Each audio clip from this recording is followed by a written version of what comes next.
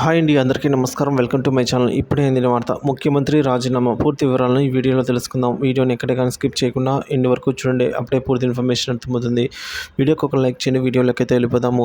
తెలంగాణ రాష్ట్రంలో రాజకీయాలు చాలా హాట్గా కొనసాగుతున్నాయి. ఇప్పుడు తెలంగాణలో ఏం జరుగుతుందో అనే టెన్షన్ అందరిలోనూ ఉంది. గులాబీ పార్టీ నేతలు అందరూ కూడా వరుసగా కాంగ్రెస్లోకి చేరుతున్నారు. ఇప్పటికే గులాబీ పార్టీ ఎమ్మెల్యేలు 10 మంది కాంగ్రెస్ కండువా కప్పుకున్నారు.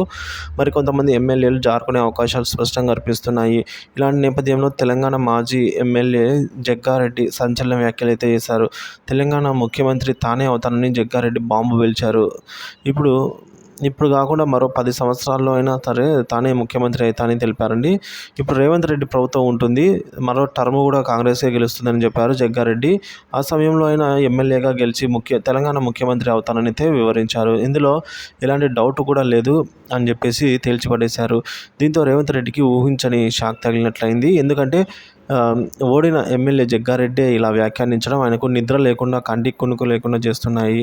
వాస్తవానికి కాంగ్రెస్ పార్టీలో ఇలాంటి వ్యాఖ్యలు నేతలు చేయడం కామన్గానే కనిపిస్తూ ఉంటుంది, సహజమే.